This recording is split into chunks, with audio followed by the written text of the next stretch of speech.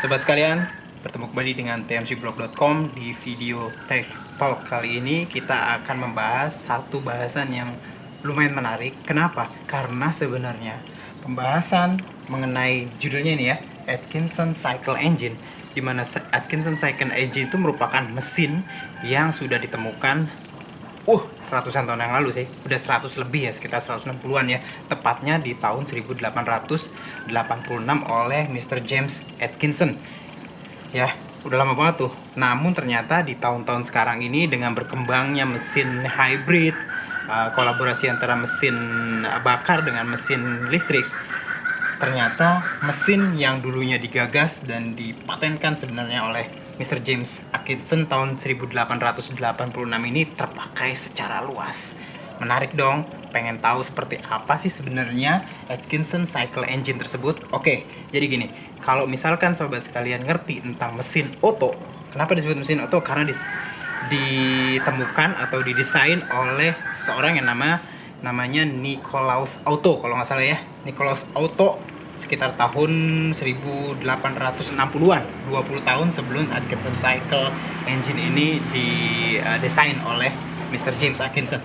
Mesin Otto seperti kita ketahui punya 4 ya, terutama yang mesin 4 tak atau 4 stroke. Yang pertama itu adalah siklus dari intake, dimana pada saat ini tuh clap ya, misalkan ini adalah ruang bakar, ini yang hijau-hijau ini clap. Pada saat intake itu pistonnya turun ke bawah, dimana ada intake atau udara plus campuran bahan bakar masuk ke dalam ruang bakar. Lalu setelah itu seperti kita ketahui ada yang namanya siklus kompresi, dimana campuran udara dan bahan bakar itu dikompres. Kenapa disebut siklus kompresi? Setelah itu ada yang namanya di mesin Otto biasa itu ada yang namanya setelah pembakaran ya, peledakan, itu ada yang namanya power. Kenapa disebut power? Karena pada saat setelah pembakaran, ledakan gitu ya, terus piston ini terdorong lagi ke bawah.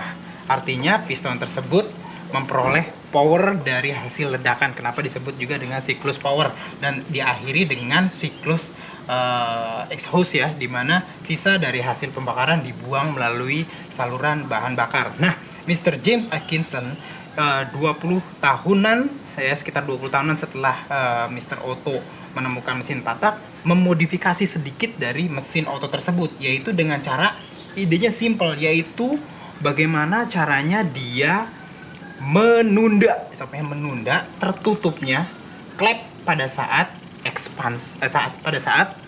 kompresi, siklus yang kedua ya, kompresi. Sehingga kalau misalkan di mesin Otto, misalkan ini satu ya, ini contohnya aja nih ya, pada mesin Otto itu biasanya misalkan dia turun sampai menyentuh titik mati bawah itu untuk siap ke atas mengkompresi itu 11.1, maka di mesin Atkinson Cycle itu tertutupnya klep itu ditunda sampai kompresinya mencapai 10.1. Ada penundaan kompresi mesin gitu ya. Pada saat penundaan ini kan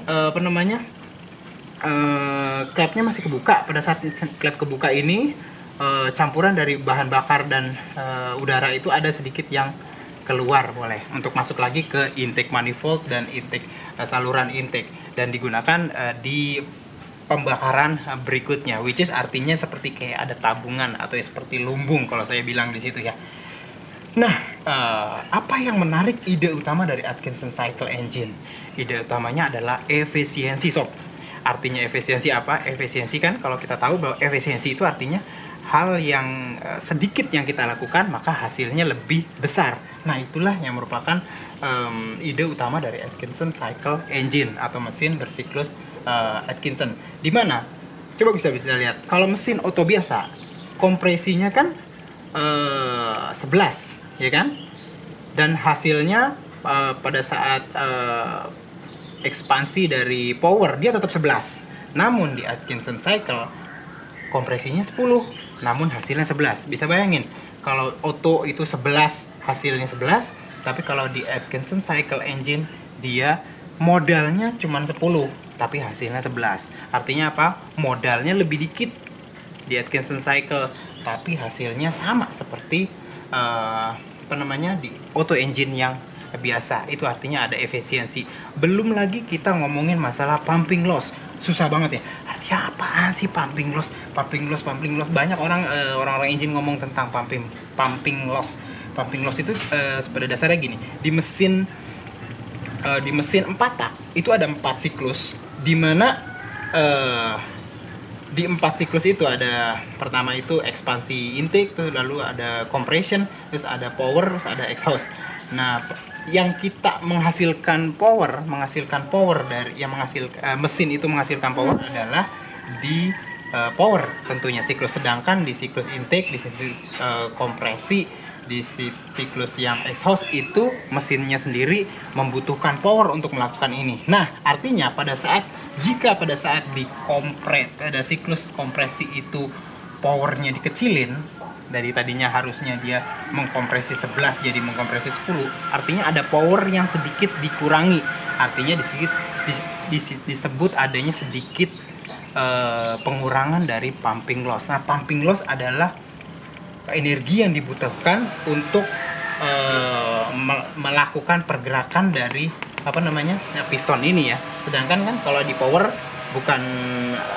energinya bukan pada saat piston ini bergerak ke bawah setelah power itu bukan dibutuhkan energi, tapi memang menghasilkan energi karena hasil ledakan akan menghasilkan energi. Sedangkan pada saat dia yang pertama intake, terus habis itu compression, terus habis itu dia lagi ada yang namanya exhaust, itu mesin butuh energi. Nah, kalau di compression ini energinya dikurangi, artinya pumping loss-nya berkurang.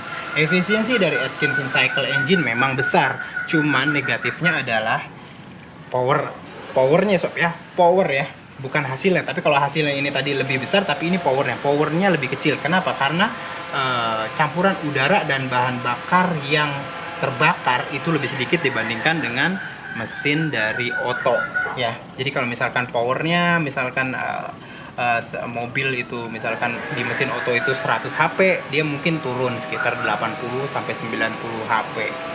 Itu aja mengenai Atkinson cycle engine.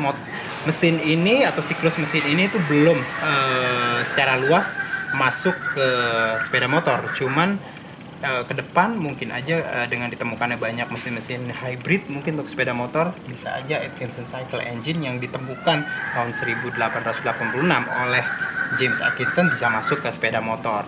Dan kenapa sekarang lebih luas dari pemakaian dari Atkinson cycle engine? Zaman dulu Mr. James Atkinson tuh susah banget bikin variabel di mana ini ngebukanya ditelatin. Ini bikin telatnya tahun 1886, bikin telat dari klep ini kebuka itu susah minta ampun. Tapi kalau sekarang bikin telat klep ini untuk menutup itu lebih mudah dengan ditemukannya beberapa sistem dari variable valve timing dan variable valve lift. Itu aja dari penjelasan sedikit dari tmcblog.com. Jika sobat sekalian ada yang mau berkomentar atau menjelaskan lebih dalam mengenai Atkinson cycle engine, silahkan tulis di komentar YouTube di bawah ini. Jangan lupa subscribe juga di channel YouTube TMC Blog, youtube.com/tmcblog, dan juga follow Instagram di instagram.com/tmcblog. Sampai bertemu di video-video atau vlog berikutnya. Salam.